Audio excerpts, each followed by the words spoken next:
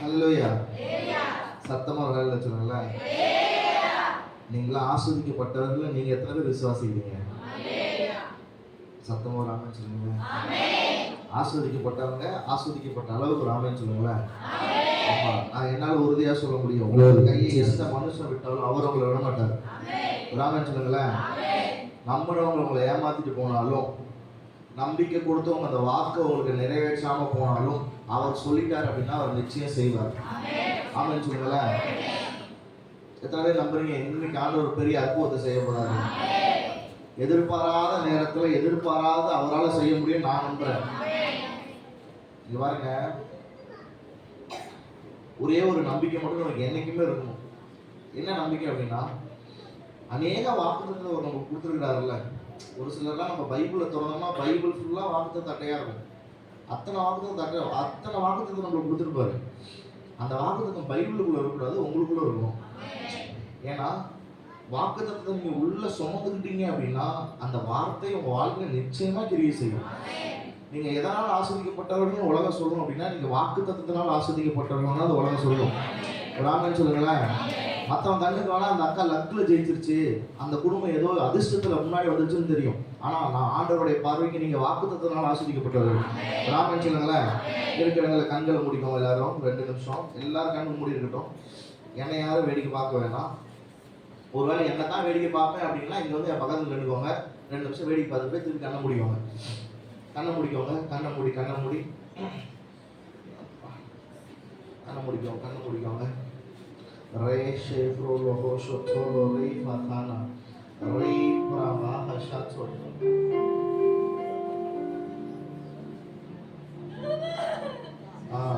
ஷேஃப்ரோ ரே ஷேஃப்ரோ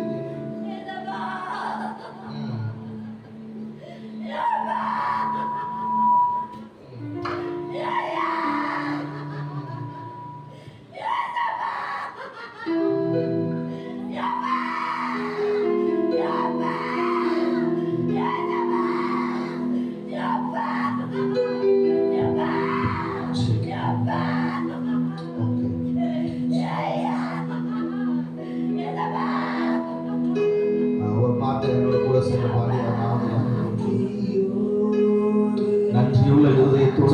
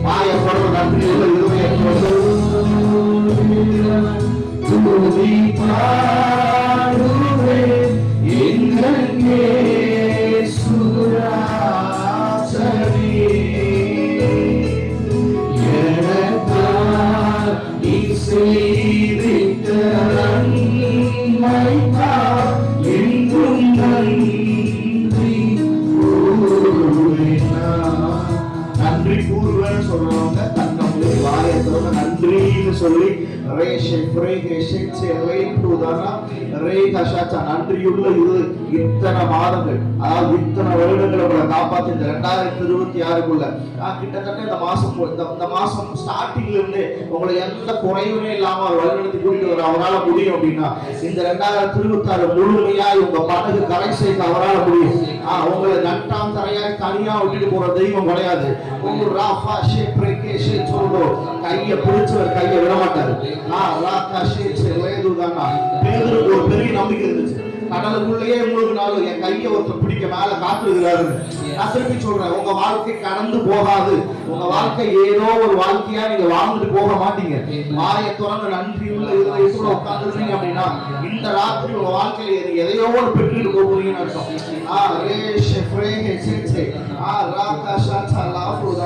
சாதாரண மனிதருக்கு நான் சொல்றது விளங்காது. அவரால் ஆசிரியப்பட்ட ஜனத்துக்கு நான் சொல்றது விளங்கும். அவர் உங்களுக்கு ஒன்று கொடுக்க நினைச்சிட்டாருன்னா எந்த மனுஷனும் தடை பண்ண முடியாது. நான் மறுபடியும் சொல்றேன், மனித கதவுகள் அடைக்கவே முடியாது. எந்த மனிதரும் உங்களுக்கு நேராக வந்து ஆசீர்வாதத்தின் வாசலை அடைக்க முடியாது.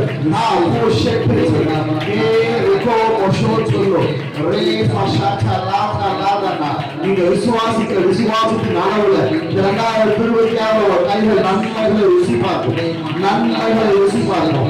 நீங்க காணாமல் காணாமல் சுமந்து செல்கிற ஜனங்களாய் ஆசீர்வாதத்தை பார்ப்பவர்கள் அல்ல, ஆசீர்வாதத்தை கையில இருக்கிற ஜனங்களாய். ஓ Jesus, we thank you, we thank you, we thank you, we thank you Lord. நாங்க ஒரு நன்றி சொல்லுகிறோம். இந்த ராத்திரி நேரம் நீங்க எங்களோடு பேச போற கிருபைக்காக நன்றி. நாங்க எதிர்பார்ப்போடு காத்திருக்கிறோம். எதிர்பார்ப்போடு இருக்கிறவங்க தெய்வம் ஒரு நாள் மோசம் போகிறதே கிடையாது. நீங்க எதிர்பார்த்தீங்கன்னா இன்னைக்கு ஒரு விடுதலை உண்டு. நீங்க எதிர்பார்த்தீங்கன்னா உங்க வாழ்க்கைக்கு ஒரு உயர்வு உண்டு. நீங்க எதிர்பார்த்தீங்கன்னா இன்னைக்கு ஒரு ஹீலிங் உண்டு. நீங்க எதிர்பார்த்தீங்கன்னா இன்னைக்கு ஒரு தொடுதல் உண்டு. எதிர்பார்ப்போடு அமர்ந்திருக்க எந்த நேரத்துல வேணாலும் ஆண்டவர் உங்களோட இடைப்படலாம். வார்த்தை வரப்போ புடிச்சுக்கோங்க, விட்டுறாதீங்க. வார்த்தை தான் ஜீவனை கொடுக்கும். வார்த்தை மட்டும்தான் ஜீவனை கொடுக்கும். தீர்க்க தரிசனத்துக்காக காத்திருந்தீங்கன்னா அதுக்கு முன்னாடி நம்ம சொல்றேன், வார்த்தை தான் ஜீவனை கொடுக்கும். வார்த்தைக்கு தான் முக்கிய வல்லமை உண்டு. வார்த்தையை புடிச்சுக்கோங்க, அவங்க வாழ்க்கை மாறும். கையை தட்டி ஒரு ஆமென் சொல்லுவோம்.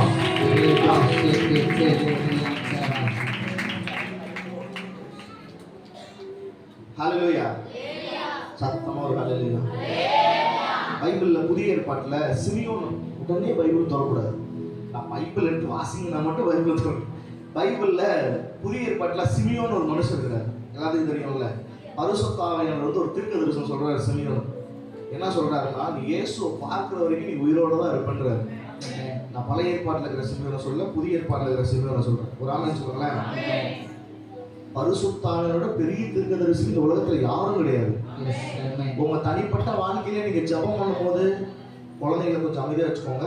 தனிப்பட்ட வாழ்க்கையில ஜெபம் பண்றப்போ ஆண்டவர் உங்களுக்கு ஒரு வாக்குத்தத்தத்தை கொடுத்துருப்பாருல்ல, பரிசுத்த ஆவியானவர் உங்களுக்கு ஒரு வார்த்தை கொடுத்துருப்பாருல்ல, அதோட பெரிய தீர்க்கதரிசி இந்த உலகத்துல ஒண்ணும் கிடையாதுன்ற ஆமென் சொல்லுங்களேன். அப்படியாப்பட்ட பரிசுத்த ஆவியானவர் ஒரு தீர்க்கதரிசி சொல்றாரு, நீ இயேசுவை பார்க்கிற வரைக்கும் நீ சமாதானத்தோடவே இருப்ப அப்படின்னு. இப்ப நடந்தது என்ன தெரியுமா? எங்கேயும் வெளியே போக கூடாது. இங்க பாருங்க, நடந்தது என்ன தெரியுமா? தீர்க்க தரிசனம் என்ன? பாயத்தோரம் சொல்லுங்களேன். தீர்க்க தரிசனம் என்ன? இயேசுவை பார்ப்பேன். ஆனா நடந்தது என்ன தெரியுமா? இப்போ தேவாலயத்துக்குள்ள எப்பயும் போல சிமியோன் உள்ள போறாரு. ஓகே ஓகே, ஒன்றும் பிரச்சனை இல்லை, குழந்தைதான். எப்பயும் போல சிமியோன் தேவாலயத்துக்குள்ள போறாரு. அந்த டைம்ல இயேசுவை தூக்கிட்டு அவங்க அப்பாவும் அம்மாவும் இடத்துல வராங்க. இப்போ சிமியோன் இயேசுவை பார்த்த உடனே தீர்க்க தரிசனம் நிறைவேறிச்சுன்னு அவர் சும்மா நிக்கல. சிமியோன் இயேசுவை பார்த்தோன்னே இயேசுவை கையில் வாங்கிட்டாரு. நான் என்ன சொல்ல வரேன் அப்படின்னா, உங்க வாழ்க்கையில எவ்வளவு பெரிய தீர்க்க தரிசனங்களும் வரலாம். நீங்க வெறும் தீர்க்க தரிசனத்தை கண்ணாலை பார்த்துட்டு அப்படியே சும்மா அப்படி பார்த்துட்டு போற ஜனங்கள் கிடையாது. அதை கையில எடுத்து சுதந்திர ஜனங்களா மாறணும். ஆமென் சொல்லுங்களா. சிமியோனுக்கு பரிசுத்த ஆவியானவர் சொல்லவே இல்லை இயேசு வருவான், இயேசு ஒருத்தர் வருவாரு, அவர் கையில தூக்குன்னு சொல்லவே இல்லை. இயேசுவை பார்க்குற வரைக்கும் சமாதானத்தோட இருப்பேன், அது வரைக்கும் ஜீவனோட இருப்பேன்றாரு. ஆனா வாக்குத்தத்தம் வாழ்க்கையில நிறைவேறதுக்குள்ள வரும்போது நீங்க ஈகரா வெயிட் பண்ணிட்டு இருக்கணும். சிமியோனை போல. உதாரணம் சொல்லுங்களேன்.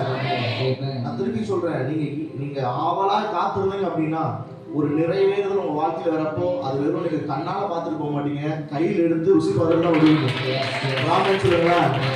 அதான் சொல்றேன், நீங்க கானானுக்குள்ள நடக்கிற ஜனங்களா இருக்கக்கூடாது. கானானுக்குள்ள கால்பட்டா போதும்பா அப்படின்னு இருக்கக்கூடாது. கானான் உங்களுக்குள்ள இருக்கணும். நீங்க கானானை சுமந்துட்டு நடக்கணும். ராமன் சொல்லுங்களேன், ஆசீர்வாதம் எப்பயோ ஒரு நாள் நம்ம வாழ்க்கையில வந்துட்டு போக கூடாது. மாசத்துல 1ஆம் தேதினா சம்பளம் வருது, அந்த ஆசீர்வாதமா நாள் அப்படி இருக்க கூடாது. வருஷத்துல என்னைக்கோ ஒரு நாள் அற்புதம் நடக்குது பாஸ்டர், அப்படி இருக்க கூடாது. என்னைக்கோ ஒரு நாள் ஒரு பெரிய அற்புதம் என் வாழ்க்கையில் நடக்குது, என் வீட்டுல ஒரு சமாதானம் இருக்குது, அப்படி இருக்க கூடாது. டெய்லி அந்த ஆசீர்வாதத்தை நீங்க பார்க்கணும், டெய்லி அற்புதத்தை பார்க்கணும். நீங்க என்னைக்கோ ஒரு நாள் கானானை போய் பார்க்கிறவங்களா இருக்கக்கூடாது, கானானிலே வாழ்கிற ஜனங்களா இருக்கணும். ராமன் சொல்லுங்களேன், எத்தனை பேர் ஆசைப்படுறீங்க அப்படியான ஒரு பெரிய ஒரு கால மாற்றத்தை நீங்க உண்டு பண்ண கூடாது. அவர் நேரத்துக்கு அப்பாற்பட்ட தேவன். உங்க வாழ்க்கையில வேணா பல நாள் தாமதமானது எப்ப கிடைக்கும் காத்திருக்கலாம். உங்களுக்கு தாமதமானது அவருக்கு தாமதமே கிடையாது. ராமன் சொல்லுங்களேன், உங்க கை விட்டு போனதெல்லாம் அவருக்கு பெருசு கிடையாது திருப்பி கொடுக்கறதுக்கு. அவர் கை ஒன்றும் குறுகியே போகல. கையை தட்டி ஒரு ராமன் சொல்லுங்க, அவரால் அவங்களை ஆசீர்வதிக்க முடியும்.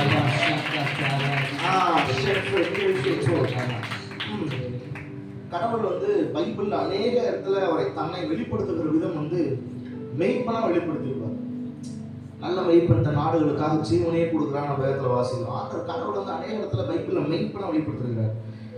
நீங்க சங்கீதம் 23 வாசி பார்த்தீங்கன்னா தெரியும், நல்ல மெய்ப்பன் தன் நாடுகளுக்காக ஜீவனையே கொடுக்குறான்னு இருக்கும்.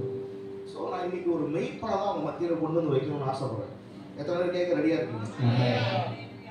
ஒரு மெய்ப்பனோட குணாதிசயம் எப்படி இருக்கும் அப்படின்னா, நீங்க முதல்ல அதுக்கு நீங்க ஆமோஸ் உடைய புஸ்தகம் 3ஆம் அதிகாரம் 12வது வசனத்துல இருந்து வாசிங்க.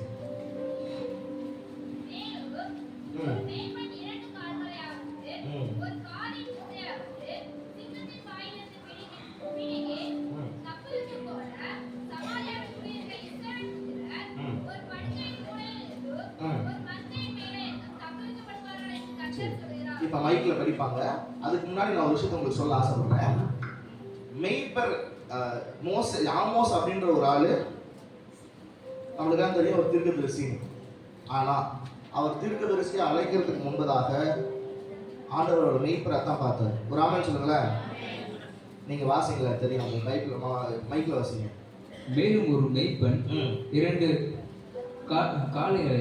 கால்களையாவது ஒரு காதின் துண்டையாவது சிங்கத்தின் வாயிலிருந்து பிடுங்கி தப்புவிக்குமா போல சமாரியாவில் குடியிருக்கிற இஸ்ரவேல் புத்திரர் ஒரு படுக்கையின் மூலையிலிருந்து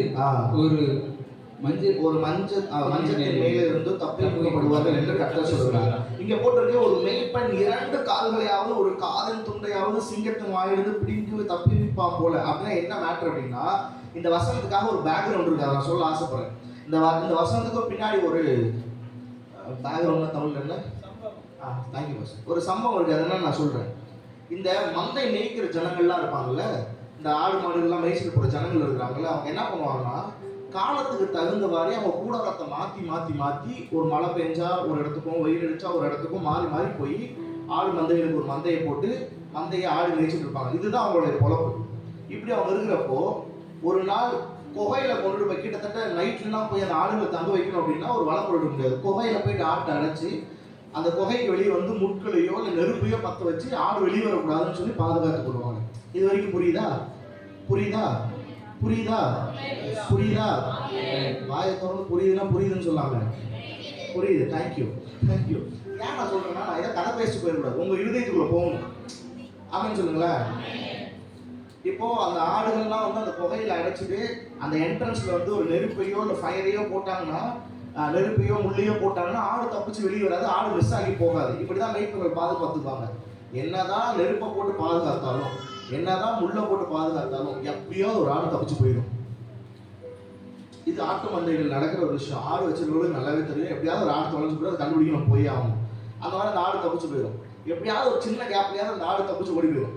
இப்போ ஒரு மேய்ப்பன் என்ன பண்ணுவார் அப்படின்னா, அந்த ஒரு ஆட்டை கண்டுபிடிக்கிறதுக்காக அவர் தேடி போவார். இதைத்தான் இயேசு பண்ணாரு. அநேக பேரபிள்ஸ் ஊமைகளை வேதத்தில் வாசிக்கிறப்ப இயேசு சொல்லுவாரு, ஒரு 100 ஆடு இருந்தா கூட ஒரு ஆடு தொலைச்சு போனா அந்த ஒரு ஆட்டை தேடி நான் போவேன்னு வரும். ராமன் சொல்லுங்களேன். இது மெய்ப்பனுடைய குணாதிசயம். ஒரு தகப்பன், ஆவிக்குரிய தகப்பனா இங்க ஒருத்தர் நிக்கிறார் அப்படின்னா அவங்க எல்லாத்துக்குமே ஒரு கரிசனம் வச்சிருப்பாரு. ஒரு நாள் கூட வரலன்னா ஏன் வரலன்னு கேட்பாரு, வரலைன்னா வர சொல்லுவாரு. அது மெய்ப்பனுடைய குணாதிசயம். பாஸ்டர் அப்போ தான் சர்ச்சுக்கு வர சொல்ல, எனக்கு சர்ச்சுக்கு போய் பிடிக்கலன்னு சொல்லக்கூடாது. அது மெய்ப்பனுடைய குணாதிசயம். நீங்க நல்லா இருக்கணும் தான் அவர் சொல்றாரு. அந்த ஆடு தப்பிச்சு போனப்ப அந்த மெய்ப்பன் போய் தேடுறது காரணம்னா, போய் சிங்கத்தை வாயில மாட்டிக்கூடாது, சத்துருண்டியில சிக்கிடக்கூடாது அப்படின்றதுக்காக அந்த மெய்ப்பன் தேடி ஓடுவார்.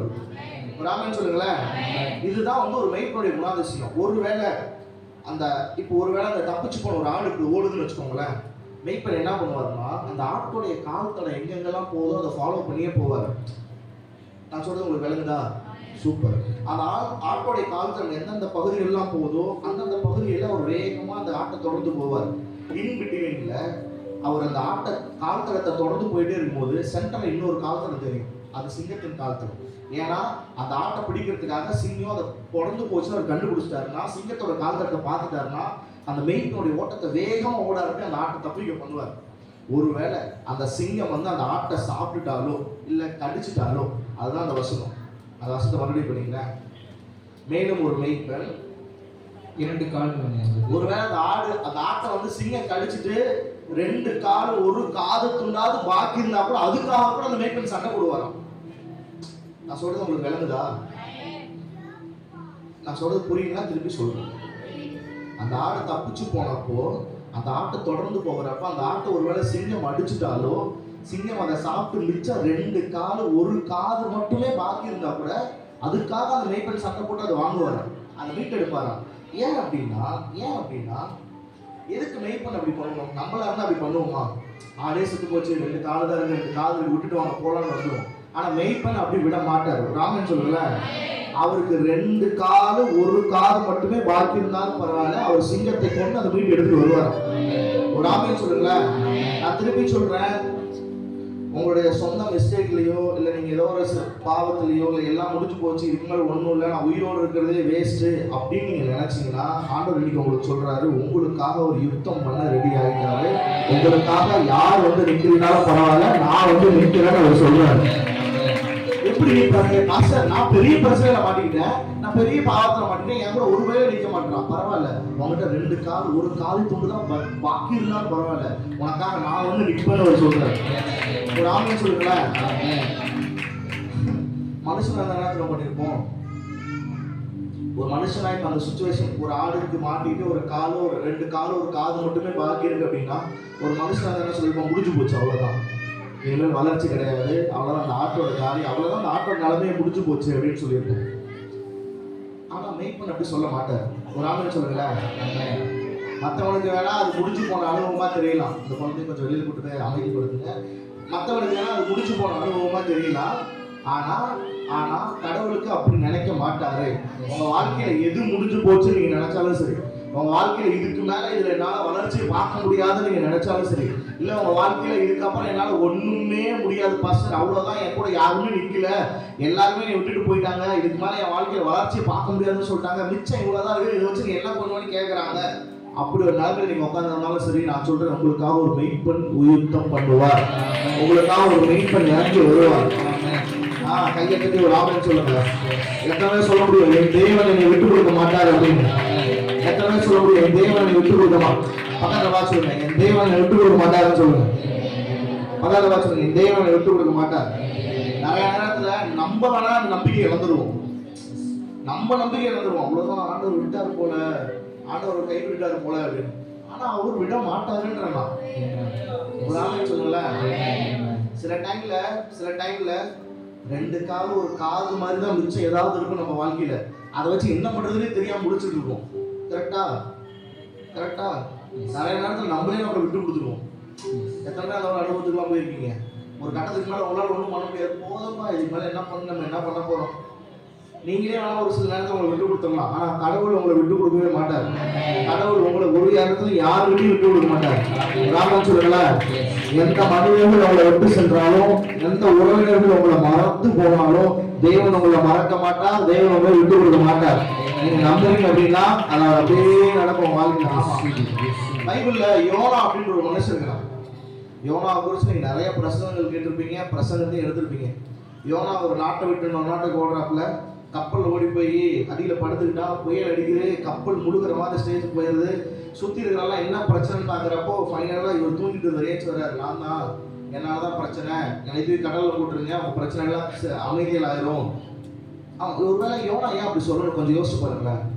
யோனா எதுக்கு சொல்லணும், என்னை தூக்கி கடல்ல போட்டுருங்க, கடல் அமைதியாயிரும், கடல் அமைதியாச்சுன்னா நீங்க கரை சேர்ந்தலாம், ஏன் அவன் சொல்லணும்? கொஞ்சம் யோசிங்க.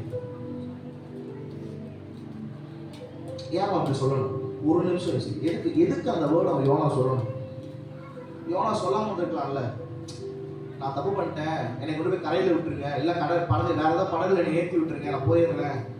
அவன் ஏன் சொல்லணும் என்னை கடவுளை தூக்கி போட்டுருங்க?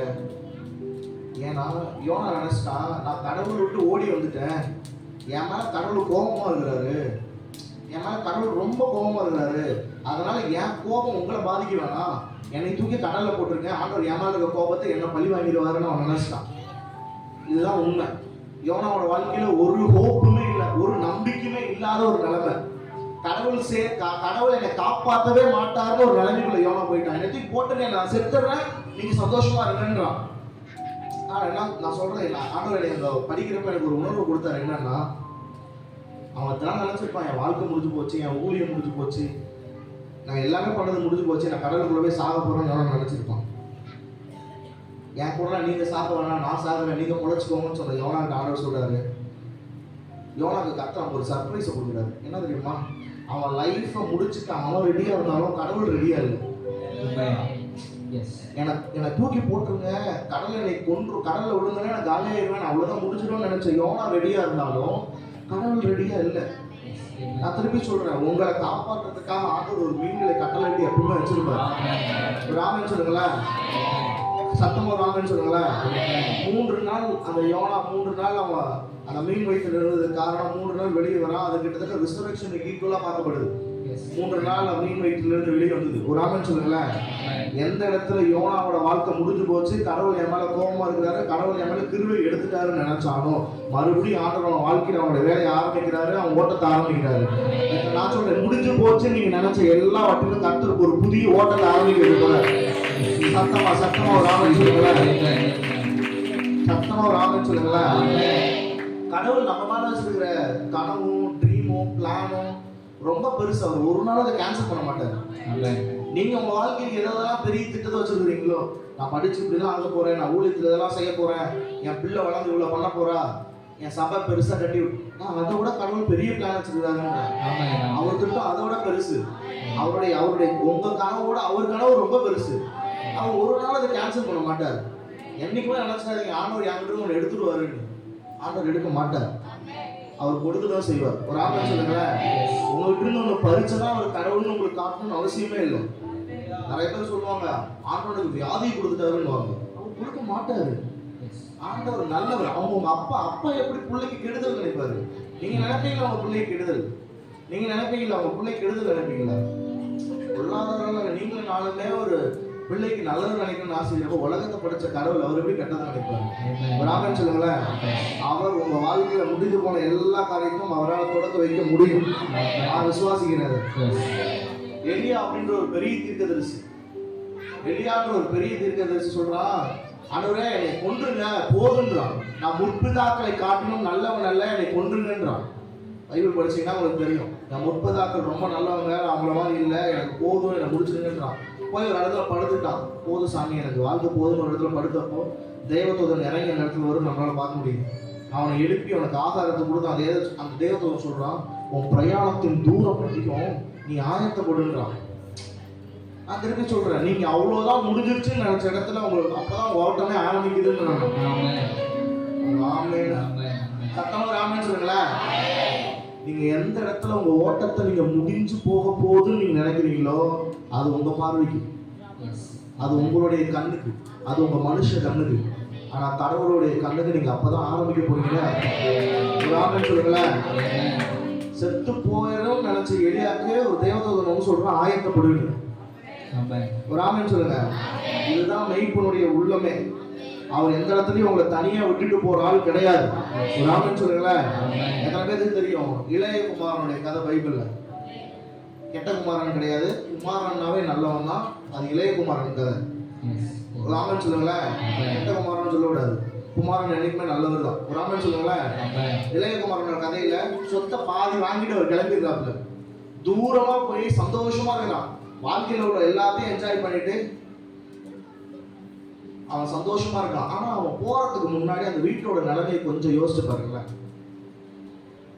என்னைக்கும் போல வீடு சந்தோஷமா இருந்திருக்கும். அவன் போய் கேட்டிருப்பான், யாருக்கும் அப்பா முன்னாடி எதிர்த்து கூட பேசுனது கிடையாது. இளையகுமாரன் போய் கேட்கறான், எனக்கு சொத்துல பாதி கொடுங்க அப்படின்னு. கொஞ்சம் என் கூட கற்பனை பண்ணுங்க, அப்பதான் புரியும் நான் என்ன சொல்றேன்னு. என்னால் 10 பாயிண்ட் கொடுத்து நீங்க இதை செய்யுங்க, அதை பண்ணுங்க, ஆண்டவர் இப்படி பண்ணுவாருன்னு ஈஸியா சொல்லிட்டு போயிட முடியும். நான் உங்களை யோசிக்க சொல்றது, உங்க கற்பனை பண்றதுக்கு சொல்றதுக்கான காரணம் உங்க வாழ்க்கையில எல்லாம் நடக்கும். ஒரு ஆமென் சொல்லுங்க. கொஞ்சம் கற்பனை பண்ணி பாருங்க, அந்த நாள் என்ன எப்படி இருந்திருக்கும்னு. சாதாரண ஒரு நாள் போல இருந்திருக்கும். இளையகுமாரன் அவங்க அப்பாட்ட கேட்டிருப்பான், அப்பா எனக்கு சொத்துல பாதி பிரிச்சு கொடுத்துருங்க, நான் இந்த வீட்டை விட்டு போறேன் அப்படின்னு, நான் தூரமா போறேன் அப்படின்னு. அப்ப என்ன, அன்னைக்கு அந்த வீட்டுல ஒரு அமைதி, ஒரு மரணத்தின் அமைதி உண்டாயிருக்கும். ஏன்னா அப்பா கிட்ட யாருமே எதிர்த்து பேசுறதே கிடையாது. ஒரு நிசப்தமான அமைதி உண்டாயிருக்கும். ஒரு 5 நிமிஷம் அமைதியா இருந்திருப்பாங்க எல்லாரும். என்ன சடனா வந்து இப்படி கேட்டானே இவன் அப்படின்னு. சில நாள், கொஞ்ச நாள் பைபிள் சொல்லுது, சில நாள் கழிச்சு தான் வீடு விட்டு போனான். உடனே எல்லாம் போல பிரிச்சுக்கிட்டு. அந்த சில நாள் போறதுக்குள்ள எத்தனை வேலைக்காரங்க வந்து சொல்லியிருப்பாங்க, தப்பு பண்றப்பா, நீ இங்கே இரு, ரொம்ப தூரமா போகாத, கஷ்டப்படுவ, நீ இந்த வீட்லயே இரு, எத்தனை பேர் அட்வைஸ் பண்ணியிருப்பாங்க. ஆனா ஒருத்தர் அட்வைஸையும் அவன் கேட்கல, முடியாது நான் போறேன் அப்படின்னு. கடைசியா அவன் அந்த வீட்டை விட்டு வெளியே போயிட்டான். வீட்டை விட்டு வெளியே போயிட்டான். எல்லாருக்கும் ரொம்ப வருத்தம், ஐயோ இளையகுமாரன் வீட்டை விட்டு வெளியே போறானே, கஷ்டப்படுவானே அப்படின்னு. அவன் போயிட்டான், வீட்டை விட்டு வெளியே போயிட்டான். நான் சொல்லிட்டா, அவன் வீட்டை விட்டு வெளியே போனப்போ அங்கிருந்த வேலையாட்களும் அவனுடைய சகோதரனும் மறுபடியும் அவன் வேலையை பார்க்க போயிட்டான். எல்லாரும் அட்வைஸ் பண்ண எல்லாரும் அவன் அந்த வாசப்படி தாண்டின உடனே அவன் வேலையை பார்க்க போயிட்டான். இனி அவன் திரும்பி வரணுமான்னு யாருக்குமே நம்பிக்கை கிடையாது. வேலைக்காரன் இவ்வளோ தூரம் சொல்லிட்டோம், அவன் போயிட்டான், அவ்வளோதான், இந்த திரும்பி வரமாட்டான் போ அப்படின்னு சொல்லி போயிட்டான். அவனும் வேலை செய்ய போயிட்டான். அவன் அண்ணன் இருந்துட்டு அவன் அவன் போயிட்டான், அண்ணன் வரமாட்டான்னு அவனும் போயிட்டான். ஆனால் எல்லாரும் போன பிறகு ஒருத்தர் மட்டும் காத்துக்கிட்டே இருக்கிறாரு. எப்பயாவது அவன் திரும்பி வந்துட மாட்டானா? அட்வைஸ் பண்ணவெல்லாம் விட்டு ஓடிட்டான். அண்ணன், சொந்த அண்ணன் கை கழுவிட்டு போயிட்டான் வரமாட்டான்ட்டு. ஆனால் ஒருத்தருடைய இறுதியை மட்டும் எப்பயுமே காத்து இருந்துச்சு. ஒருத்தர் மட்டும் அவன் போயிட்டான், என்னைக்காவது திரும்ப வருவான்னு வாசல்படியே பார்த்துட்டு இருந்துச்சான் ஒருத்தரோட இறுதியை மட்டும். நான் சொல்றேன், அவர் ரொம்ப நல்லவர் ஆண்டவர். சகோதர வேலைக்கு நான் கொஞ்சம் யோசிச்சு பாருங்களேன். அட்வைஸ் பண்ண எல்லாரும் அவன் வேலையை பார்க்க போயிட்டான். யாரை ஹர்ட் பண்ணி, யாரை காயப்படுத்தி சொத்தை வாங்கிட்டு போனானோ அவர் மட்டும் பார்த்துட்டே இருக்கிறாரு. என்னைக்கு வெளியே நின்று காத்துட்டாரு, என்னைக்காவது என் மகன் வந்துட மாட்டானா அப்படின்னு. நான் சொல்றேன், உங்க சொந்தங்கள் உங்களை விட்டு கொடுத்தாலும், உங்க சகோதரர் உங்களை விட்டு கொடுத்தாலும், உங்க அப்பா உங்களை விட்டு கொடுக்கவே மாட்டார். எப்படி பாஸ்டர் சொல்றீங்க? அவர் வந்து வாசலையே பார்த்துட்டு இருந்தாருன்னு. அவன் தூரத்துல வரும்போது அவர் கண்டுபிடிச்சிட்டாரு. அவர் அவ்வளவு நல்ல தெய்வம். அவர் உங்களை வாதிக்கிறவர் கிடையாது. அவர் உங்கள்ட்ட இருந்து எதையாவது பிடிக்கிட்டு உங்களை கொரோனா கொடுத்தோ, உங்களுக்கு ஒரு வியாதி கொடுத்தோ, உங்களை பரீட்சை பார்க்குற தெய்வம் கிடையாது. அவர் உங்க அப்பா. சொல்லுங்களேன், கொஞ்சம் யோசிச்சு பாருங்க. அவன் அமைதியா இருந்தான். கொஞ்சம் யோசிச்சு பாருங்க. அவன் அங்க வரதை பார்த்து, குழந்தைதான் அது கத்தும், குழந்தைதான் அப்படிதான். அங்க வரதை பார்த்து அவங்க அப்பா டிசைட் பண்ணிட்டாரு, வர்றது என் மகன் தான் அப்படின்னு. ஆனா அண்ணனுக்கு தெரியல. அங்க ஏன் அங்க பாக்காதீங்க, குழந்தை கத்தாங்க, என்ன பாருங்க, நானும் அங்க பாக்குறேன். எல்லாம் என்ன பாருங்களேன், ஏக்கா என்ன பாருங்களேன்.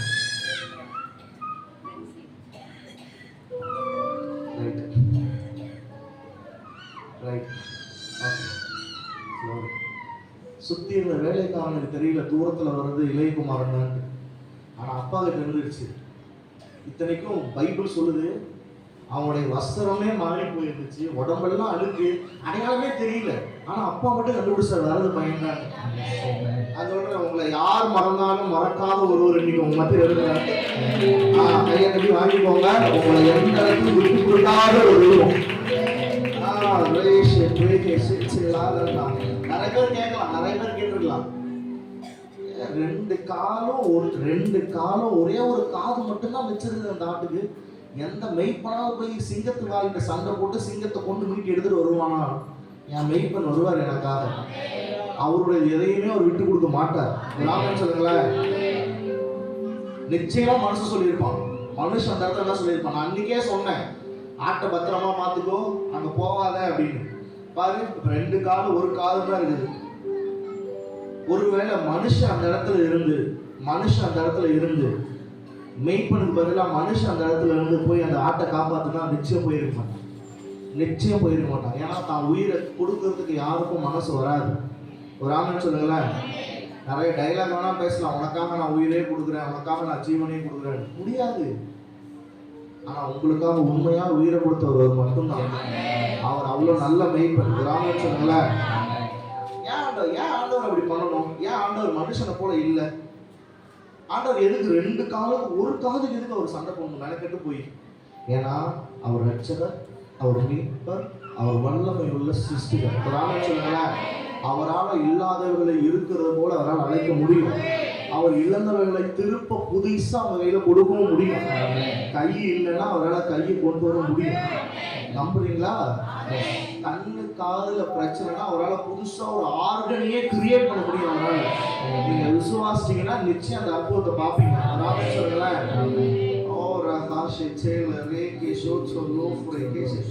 ஆண்டவர் எப்படியாப்பட்டவர்னா மிச்ச மீதியை கூட 12 கூட நிறைய எடுத்து அற்புதத்தை பண்ண ஆண்டவர். அவருக்கு மிச்ச மீதியே பெருசுன்றா.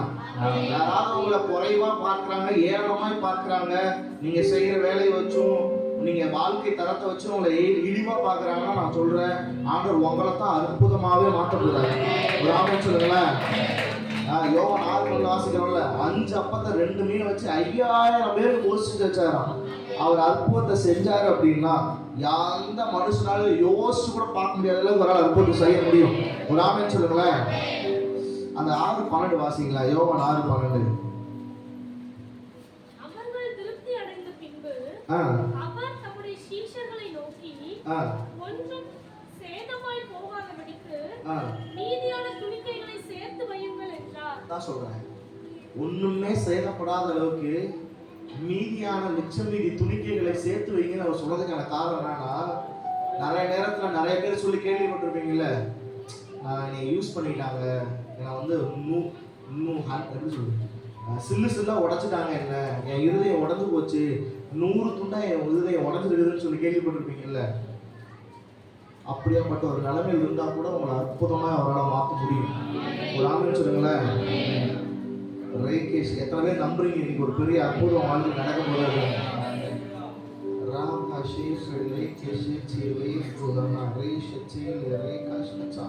நல்ல மெய்ப்பன் உங்க பக்கத்துல இருக்கிறதுனாலே நீங்க நல்லா வாழ முடியும்னு நான் சொல்றேன். நம்புறீங்களா? இழப்பு உங்க வாழ்க்கையில இழந்து போயிருந்தீங்க அப்படின்னா, ஏதோ ஒரு பாவம், இல்லை ஏதோ ஒரு வியாதி, ஏதோ ஒரு மிஸ்டேக், பரவாயில்ல, அவர் உங்களுக்கு நல்லா வாழ வைக்க அவரால் முடியும். ஒரு ஆமென் சொல்லுங்களேன். ஏன்னா இயேசு ஒரு நல்ல மெய்ப்பர். ஒரு ஆமென் சொல்லுங்களேன். உங்களுக்காக எனக்காக உனக்காக உங்களுக்காக எனக்காக தான் அவர் உயிரையே கொடுத்துருக்கிறார். அவர் இந்த ஆட்டுக்காகவோ மாட்டுக்காகவோ ரத்தத்தை சிந்தல, உங்களுக்காக எனக்காக தான் முழுசா சிந்திருக்காரு. ஒரு ஆமென் சொல்லுங்களேன். சரி, இப்போ 2 காலும் 1 காது மட்டுமே மிச்சமா இருக்கிற ஒரு வாழ்க்கை நிலைமை போல இங்க அமர்ந்திருந்தீங்கன்னா நான் உங்களுக்கு சொல்றேன், உங்க வாழ்க்கையில ஒரு திருப்பி கட்டப்படுதல் ஒரு அனுபவம் நடக்கணும். இந்த அனுபவம் நடக்கணும்னா என்ன பண்ணணும் நான் அதை மட்டும் சொல்றேன். இப்போ 7 சபைக்கும் லெட்டர் எழுதுறப்போ ஒரு வார்த்தை சொல்லப்படுது. வெளிப்படுத்தல் புஸ்தகத்துல 7 சபைக்கும் யோவான் லெட்டர் எழுதுறப்போ ஒரு சத்தத்தை மட்டும் சொல்லிட்டே இருப்பாரு. சத்தமா சொல்லுங்க, ஒரு 3 தடவை சொல்லுங்க.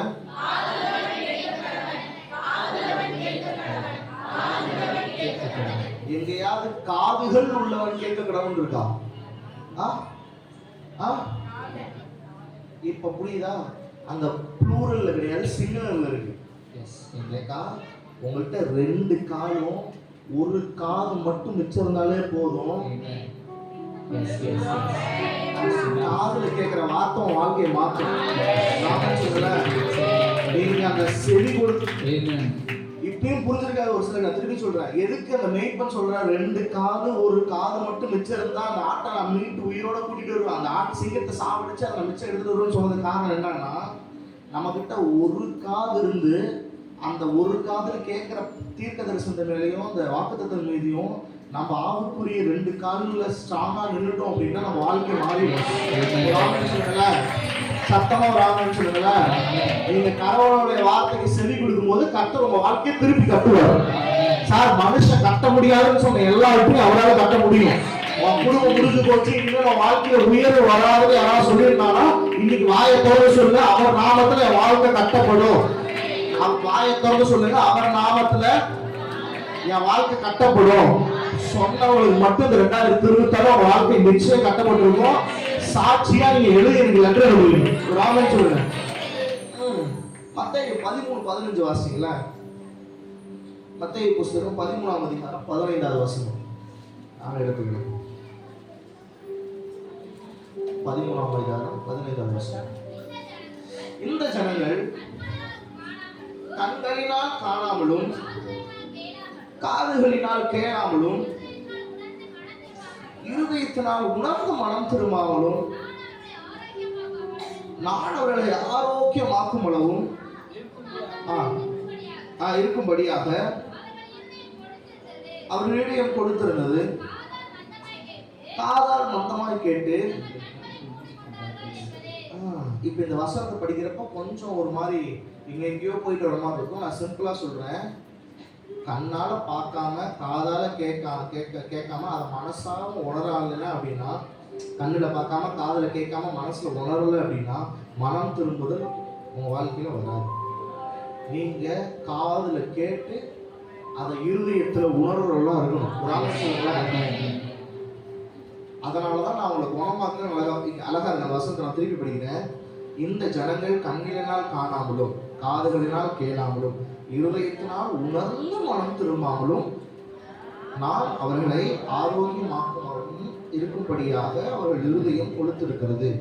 ஆக்சுவலி இங்கிலீஷ்ல அழகா போட்டிருக்கு I should heal them இருக்கு. அப்படின்னா என்ன அர்த்தம் அப்படின்னா, இங்கிலீஷ்ல ஒரு டிரான்ஸ்லேஷன் இந்த வசனம் அப்படியே வேற மாதிரி இருக்கும். இதுல அவங்க கேட்கல பார்க்கலன்னு இருக்கா, ஆனா இங்கிலீஷ்ல எப்படி இருக்கும்னா, அவங்க கண்ணை திறந்து பார்த்துருந்தாங்க அப்படின்னா, அவங்க காதை கொடுத்து கேட்டிருந்தாங்க அப்படின்னா, அவங்க மனம் திருந்திருந்தாங்க அப்படின்னா, நான் அவங்கள கண்டிப்பா சுகமாக்கிருப்போம்னு இருக்கு இங்கிலீஷ்ல. நான் திருப்பி சொல்றேன், நீங்க காதை கொடுத்து கேட்டும், நீங்க கண்ணில் ப்ராமிஸை பார்த்தும், நீங்க இருதயத்துல விசுவாசிச்சும் ஒரு முடிவு பண்ணிட்டீங்க அப்படின்னா உங்க வாழ்க்கையில நிச்சயமா அது நடக்கும். இன்னும் ஒரு சிற்ப இந்த வசனத்தை நான் ரொம்ப எளிமையா சொல்றேன். நீங்க ஹியர் பண்ணா ஹீலிங் உண்டு, நீங்க கேட்டீங்கன்னா அற்புதம் உண்டு. அவ்வளவுதான். ஒரு ஆமென் சொல்லுங்களேன். காதுக்கு நான் விளக்கம் கொடுத்துட்டேன். ஒரு காது இருந்தா கூட அந்த வெயிட் பண்ணி ஏன் போறாருன்னு. இப்ப 2 காதுக்கான விளக்கத்தை நான் கொடுத்துறேன். 2 காலம் இருக்கு அங்க மென்ஷன் பண்ணப்பட்டிருக்கு அப்படின்னா, அந்த 2 காலம் நீங்க வாக்குத்தத்தங்களை நிற்பதற்காக. ஒரு ஆமென் சொல்லுங்களேன். ஏசாயா 60:1 வாசிக்கிறோம். எழும்பி பிரகாசி உன் ஒளி வந்தது அப்படின்னு. ஆமென் சொல்லுங்களேன். நிறைய பேர் இந்த பிரகாசத்துக்கு மட்டுமே முக்கியத்துவம் கொடுத்துட்டே இருக்கும். எப்ப பிரகாசிக்க போறோம், எப்ப பிரகாசமா இருக்கும் வாழ்க்கை, எப்ப நம்ம வாழ்க்கையில பினான்ஸ்னு ஒரு பிரகாசம் வரப்போகுது, பொருளாதாரம் ஒரு பிரகாசம் எப்ப அடிக்க போகுது, அதுக்கு தான் ஒரு வசனம் இருக்கு, எலும்புன்னு. ஒரு ஆமென் சொல்லுங்களேன். நீ ஃபர்ஸ்ட் ஏந்திரி, ஆல்ரெடி உங்க லைட் வந்துருச்சுன்றாரு. உங்ககிட்ட வெளிச்சம் வந்து பல வருஷம் ஆச்சு, நீங்க ஏஞ்சி நில்லுங்க. வாக்குத்தத்தத்தின் மீது ஏஞ்சி நிக்கிறவங்களா மாறுங்க. நிச்சயமா உங்க வாழ்க்கை பிரகாசிக்கப்படும். ஒரு ஆமென் சொல்லுங்களேன். பீட்டர் வந்து ஜெயில, பேதுரு வந்து ஜெயில இருக்கிறான். ஜெயில படுத்து தூங்கிட்டு இருக்கான். அடுத்த நாள் அவனுக்கு சாவு, தூக்குல போட போறாங்க. தலைவர் படுத்து ஜாலியா தூங்கிடுறாரு. இப்ப தேவதூதன் நடத்துக்குள்ள வரான். தேவதூதன் சொல்றான், பீட்டரு ஏந்திரலாம்னா ஏந்திரி இல்லை, ஏன்ஸ்டான் வார்த்தை சொல்லுது. நீங்க அதை வாசிங்கன்னா தெரியும். தூங்கிட்டு இருந்தான் அப்படி. அப்போஸ்தலர் 12:7 வாசிக்கலாம், உங்களுக்கு படிச்சுன்னா தெரிஞ்சது தெளிவா போயிடும். பீட்டரை எப்படி எழுப்புறான்னு பாருங்க தேவதூதன். அப்பொழுது கர்த்தருடைய தூதன் அங்கே வந்து நின்றார். அங்க கேளுங்க.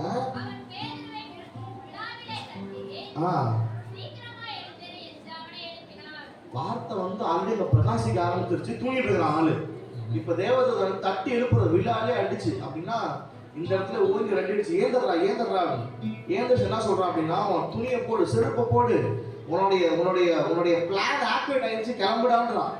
ஆமென் சொல்லுங்களேன். வார்த்தையை கேட்க ஒரு காதும், அந்த வார்த்தையில நிக்க 2 காதும் இருந்தா போதும், வாசல்கள் உங்களுக்கு திறக்கும். நான் திருப்பி சொல்றேன், இது என்னமோ ஏதோ பெருசா நான் சொல்ல, சிம்பிளா சொல்றேன். வார்த்தை கேட்க ஒரு காதும், அந்த வார்த்தையில நிக்கிறதுக்கு உங்களுக்கு 2 காது மட்டுமே இருந்தா போதும்ன்றேன். உங்களால காண்டவர் நிச்சயமா ஆண்டவர் திறந்த வாசல் நேரம் கொண்டு போக முடியும். ஃபர்ஸ்ட் நம்ம எழுந்து நிக்கிறதான ஒரு அனுபவத்தை கத்துக்கணும். ஒரு ஃபெயிலியர் வந்துட்டா போதும். வீட்டுல ஒரு ஏன் சத்தம் கேக்குது, ஃபெயிலியர் வந்துட்டா போதும், ஒரு பிரச்சனை வந்துட்டா போதும், ஒரு ப்ராப்ளம் வந்துட்டா போதும், ஒரு துக்ககரமான நியூஸ் வந்துட்டா போதும், நம்மளால அடுத்த நிமிஷம் ஏஞ்சி நிக்கிறதுக்கு ரொம்ப கஷ்டமா இருக்கு. நீங்க சொல்ற நீங்க என்ன நடந்தாலும் நீங்க ஏஞ்சி நிக்கிறதுக்கான ஒரு அனுபவத்தை கத்துக்கணும். நீங்க எழுந்து நின்னாதான் பிரகாசிக்கவே முடியும். வீட்டுல படுத்துட்டே இருந்தாலும் பிரகாசிக்க முடியாது. எல்லா டைமும் பேதுரு போல வந்து தேவதூதன் தட்டி எழுப்பிட்டு இருக்க மாட்டான். ஆண்டவர் வார்த்தை கொடுத்துட்டே இருப்பாரு உங்களுக்கு. ஒரு ஆமென் சொல்லுங்களேன். நீங்க டிஎல் ஆஷ்பான்னு சொல்லி ஒரு தேவ ஊழியர் இருக்கிறார். நீங்க கண்டிப்பா யாராவது ஒருத்தர் 2 பேராச்சும் கேள்விப்பட்டிருப்பீங்க. டிஎல் ஆஸ்பான் பெரிய ஒரு ஊழியக்காரர். அவர் வந்து அமெரிக்கா தேசத்துக்கு ஊழியத்துக்கு போயிருந்தப்போ அவர் புக்ல எழுதிட்டு இருக்கிறார். நான் நிறைய புக்ஸ் படிப்பேன். அப்பப்போ இப்போ படிக்கிறது டிராவல் என்ன படி அப்போ நிறைய புக் படிக்கிறப்ப எனக்கு இந்த சம்பவம் வந்து ரொம்ப இருதயத்தை தொட்ட ஒரு சாட்சியம் கூட. டிஎல் ஆஸ்பான் அவர் புக்கில் எழுதி வச்சிருக்கிறாரு. அமெரிக்கா தேசத்தில் ஒரு இடத்துக்கு ஊழியத்துக்கு போயிருக்கிறாரு. அங்கே லிஷா அப்படின்ற ஒரு பெண்மணி, சரியா, அந்த அம்மாவுக்கு வந்து கிட்டத்தட்ட டிவோர்ஸ் ஆகி அந்த அம்மா ரொம்ப கஷ்டப்பட்டு டிப்ரெஷனுடைய உச்சகட்டத்துக்கு போய் யாரையுமே பார்க்காம ஒருத்தருடைய முகத்தை கூட அந்த அம்மா நேருக்கு நேராக பார்க்காம 5 மாசம் அந்த அம்மா ரூம்லேயே அடைஞ்சிருந்தாங்களாம். அந்த டைம்ல அமெரிக்காவில் ஒரு சர்ச்சில் ஊழியத்துக்கு கூப்பிட்டப்போ அந்த சர்ச்சு பாஸ்டர் வந்து அந்த லிசாவுடைய வீட்டுக்கு மேலே இருக்கிற ரூம்ல தான் தங்க வச்சிருந்தாங்க டிஎல் ஆஸ்பான். அப்போ டிஎல் ஆஸ்பான் அந்த வீட்டுக்குள்ள போன உடனே எல்லாரையும் பார்க்குறப்ப எல்லாரோட முகமும் ரொம்ப வாடி போயிருந்துச்சு. அப்போ டிஎல் ஆஸ்பான் கேட்டாரா, ஏன் எல்லாரும் இவ்வளோ சோகமா இருக்கிறீங்க, என்னாச்சு உங்களுக்கு, என்னாச்சு அப்படின்னே டிஎல் ஆஸ்பான் வந்து இதெல்லாம் சொல்லியிருக்கிறாங்க. இந்த லிஷாக்கு இப்படிலாம் பிரச்சனையாச்சு, 5 மாசமா வீட்டில் இருக்கிறா, அவனால் வெளியே கூட ஏற்றது யாரையும் பார்க்க முடியல அப்படின்னு. அப்போ லிஷா கிட்ட ஒரே ஒரு விஷயத்த மட்டும் சொல்லுங்க, நான் வந்திருக்கிறேன், நான் அவளை பார்க்கணும்னு மட்டும் சொல்லுங்க. இவங்க வீட்டில் இருக்கவங்களும் போயிட்டு சொல்றாங்களா, லிஷா உன்னை பார்க்க டிஎல் ஆஸ்பான் வந்திருக்கிறாரு, நீ ஒரு பெரிய ஊழியக்காரர், நீ அவரை பார்க்கணும் அப்படின்னு. 5 மாசம் கதவை திறக்காத அந்த பெண்மணி அவர் வந்திருக்கிறான்னு தெரிஞ்சோடனே சரி ரூம்குள்ள வர வேணான்னு சொல்லுங்க, வெளியே நிற்க சொல்லுங்க, நான் ஒரு முகத்தை பார்க்குறேன், நான் அவரு என் முகத்தை பார்க்கக்கூடாதுன்னு நினைச்சான்.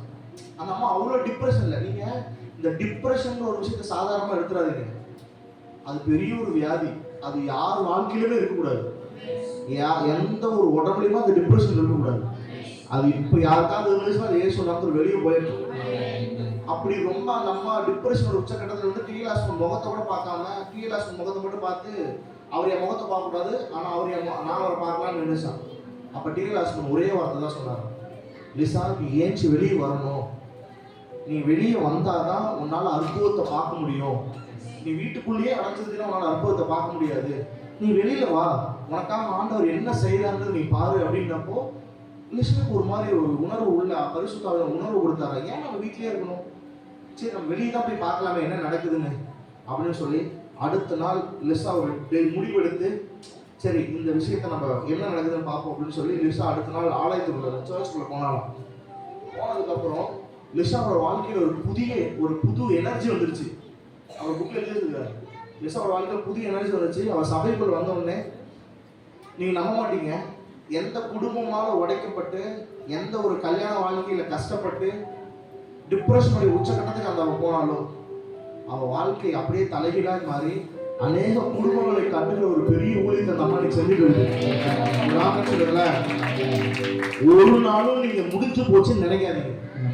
அவ்வளவுதான் முடிஞ்சிருச்சு. நீங்க எது நான் சொல்லட்டா, ஒரு காமெடி வரும்ல, எனக்கு எண்டு கார்டே கிடையாதுறான்னு, அது உண்மைன்றா உங்களுக்கு எண்டு கார்டே கிடையாது. நீங்க தான் நினைச்சிட்டு இருக்கிறீங்க இந்த போனை தூக்கி நான் கீழே போட்டா போன் சுக்குநூறா உடையும், அந்த போனை அடுத்து நான் எப்படி வாங்கணும், உங்களோட எண்ணம் இவ்வளவுதான் இருக்கும், நம்ம எண்ணம் அவ்வளவுதான், போட்டா முடிஞ்சு போயிருமேனு. ஆனா முடியவே கிடையாதுன்றா. உங்க லைஃப்ல எதுக்குமே முடிவு கிடையாது. நம்மளுடைய மனுஷ கண்ணுக்கு போனா ஒரு சுச்சுவேஷன் அதோட முடிஞ்சு போச்சு, அது உதவி வராத மாதிரி இருக்கலாம். ஆனா ஆண்டவருடைய கண்ணுக்கு அப்படி கிடையாது. அவர் அதனால அற்புதத்தை செய்ய முடியும். என்னால விசுவாசமா சொல்ல முடியும், ஆண்டவர் உங்களை பிரகாசிக்க பண்ணுவார். ஆண்டவர் உங்களை ஒளியாய் அநேகருடைய இருளான வாழ்க்கையில உங்களுக்கு ஒரு ஒளி உங்ககிட்ட இருந்து வெளியே வரும். சொல்லுங்களேன். யோபுடைய புஸ்தகத்தை வாசிச்சு நம்ம உங்களுக்கு எல்லாம் ஜெபம் பண்ணலாம். யோபுடைய புஸ்தகத்தை வாசிச்சு பாருங்க, 42வது அதிகாரத்துல 16வது வசனத்தை வாசிச்சு பாருங்களேன். ஒரே வார்த்தை, முதல் வார்த்தை மட்டும் வாசிங்க. யோபு 42:16 போதும். இதற்கு பின்பு அப்படின்னு வந்திருக்குல்ல, இதற்கு பின்புனா எதற்கு பின்பு சொல்றது கேளுங்க. இதற்கு பின்புனா எதற்கு பின்பு தெரியுமா? ஒரே நாள்ல 10 பிள்ளைகள் செத்து போறாங்க. யோபோட 10 பிள்ளைகள் ஒரே நாள்ல செத்து போறாங்க. அவன்கிட்ட இந்த பிசினஸ் எல்லாம் கிட்டத்தட்ட ஜீரோல வந்து நிக்குது. அவன் அத்தனை நாள் பார்த்த ஆசீர்வாதம் எல்லாம் போய் ஒண்ணுமே இல்லாத ஒரு அனுபவத்துக்கு வந்து நிக்கிறான். உடம்பு ஃபுல்லா வியாதி. இதுக்கப்புறம் பாசிங்க, யோபு 140 வருஷம் உயிரோடு இருந்து இங்க பாருங்க, எதுக்கப்புறம் இவ்வளவு நடந்ததுக்கு அப்புறம் யோபு 140 வருஷம் உயிரோடு இருந்தாங்க. பாசிங்களா, 4 தலைமுறையாக தன் பிள்ளைகளையும் தன் பிள்ளைகளுடைய பிள்ளைகளையும் கண்டான். நம்ம சாதாரணமா பார்த்தோம் அப்படின்னா வாழ்க்கை அங்கேயே முடிஞ்சு போச்சுன்னு அர்த்தம். ஒரு ஆமென் சொல்லுங்களேன். ஏக்கா நம்ம லைஃப்ல ஒரு சின்ன விஷயம் நடந்தாலே நம்ம வாழ்க்கையை முடிச்சுக்கணும்னு நிறைய பேர் யோசிக்கிறாங்க. ஆனா இங்க ஒருத்தருக்கு ஒரே நாள்ல 10 பிள்ளைகளை இறந்து போய் அவங்க வச்சிருந்த எல்லாம் போய் ஜீரோல வந்து உடம்பு ஃபுல்லா வியாதி வந்தும் கூட அவனால 140 வருஷம் ஒரு லைஃபை வாழ முடியும் அப்படின்னா, உங்களுக்காக சிலுவையில ரத்தத்தை கொடுத்து ஜீவனை கொடுத்தவரால உங்களால 100 ஆயுசுக்கு மேல நல்லா வாழ முடியும். ஒரு ஆமென் சொல்லுங்களேன். சத்தமா ஒரு ஆமென் சொல்லுங்களேன். யோபுக்கு இந்த ஸ்லாக்கியம் கிடைக்கல, உங்களுக்கு எனக்கு கிடைச்சிருக்கு. ஸ்லாக்கியம் கிடைக்காதப்பவே ஒருத்தனால 140 வருஷம் அவ்வளவு பிரச்சனைக்கு அப்புறம் வாழ முடியும் அப்படின்னா, உங்களுக்கு எனக்கும் கிடைச்சிருக்க கிருபையால நம்மளால 150 வருஷம் நல்லா வாழ முடியும்.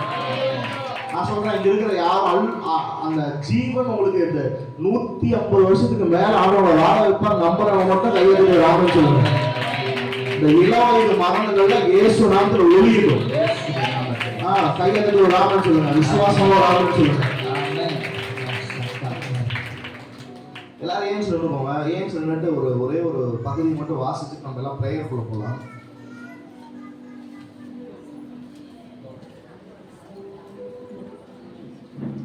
சங்கீதம் 123 நான் ஒவ்வொரு வசனமா வாசிக்கிறேன். என் கூட நீங்களும் வாசிங்க, எடுத்து வச்சுக்கோங்க. ஒரு 4 வசனங்களை வாசிப்போம், இல்லை ஃபுல்லாகவே வாசிப்போம். இப்போ வாசிக்கிறப்ப ஏதோ கடமைக்கு வாசாதிக்கிற ஆண்டவர் இதெல்லாம் வாழ்க்கையில செய்ய போறாருன்னு ஒரு நம்பிக்கையோட அதை வாசிங்க. வாசிக்கலாமா? ஃபர்ஸ்ட் நான் வாசிக்கிறேன், அப்புறம் நீங்க வாசிங்க, சரிங்களா? நான் ஸ்டாப் பண்ணதுக்கு அப்புறம் வாசிங்க. கர்த்தரை மெய்ப்பரா இருக்கிறார், நான் தாழ்ச்சி அடையேன். உங்க வாய்ஸ் வெளியே வரணும். எடுக்கவே இல்லையா? சரி, சங்கீதம் 23ஆம் அதிகாரம் எடுத்துட்டீங்களா எல்லாரும்? அப்படி சொல்லணும். சங்கீதம் 23 1ஆவது வசனம். என்னை மன்னித்துக் கொள்ளுங்கள். ஓகே, சங்கீதம் 23 எடுத்துக்கோங்க. பொறுமையா எடுத்து சொல்லுங்க. எடுத்துறீங்க? எல்லாரும் எடுத்துறீங்களா? ஓகே, வாசிக்கலாமா? கர்த்தரை மெய்ப்பரா இருக்கிறார், நான் தாழ்ச்சி அடையேன். இல்ல அந்த சொல்லுங்க. நான் வாசிச்ச வசனத்தையே மறுபடியும் நீங்க வாசிக்கணும். அடுத்த வசனத்துக்கு போக கூடாது, சரிங்களா? கர்த்தரை மெய்ப்பரா இருக்கிறார், நான் தாழ்ச்சி அடையேன். அவர் என்னை புல்லுள்ள இடங்களில் மேய்த்து அமர்ந்த தண்ணீர் அண்டில் என்னை கொண்டு போய் விடுவார். அவர் என் ஆத்துமாவை தேற்றி தம்முடைய நாமத்தின் நிமித்தம் என்னை நீதியின் பாதையில் நடத்துகிறார்.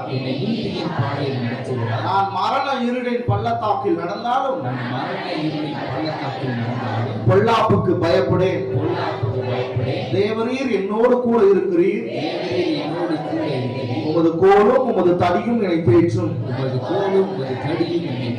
என் சத்துருக்களுக்கு முன்பதாக நீர் எனக்கு ஒரு பந்தியை ஆயத்தப்படுத்தி என் தலையை எண்ணெயால் அபிஷேகம் பண்ணுகிறீர். என் பாத்திரம் நிரம்பி வழிகிறது. என் ஜீவனுள்ள நாளெல்லாம் நன்மையும் கிருபையும் என்னை பின்தொடரும். நான் கர்த்தருடைய வீட்டில் நான் நீடித்த நாட்களாய் திருப்தியா இருப்பேன். சொல்லிட்டீங்கல்ல, நிச்சயம் 2026 உங்க கண்கள் அதை பார்த்து தீரும். நான் சாதாரணமா சொல்லல, இந்த சொல்லப்பட்ட ஒவ்வொன்றும் ஒரு வாக்குத்தத்தங்கள். பைபிள்ல கீழே வச்சிருக்கேன், கண்ணை மூடிக்கோங்க. அவர் உங்க மெய்ப்பரா இருக்கிறாருன்னு நீங்க முடிவு பண்ணிட்டீங்க அப்படின்னா, உங்களால தாழ்வு அப்படின்ற ஒரு நிலைமைக்குள்ள போகவே முடியாது.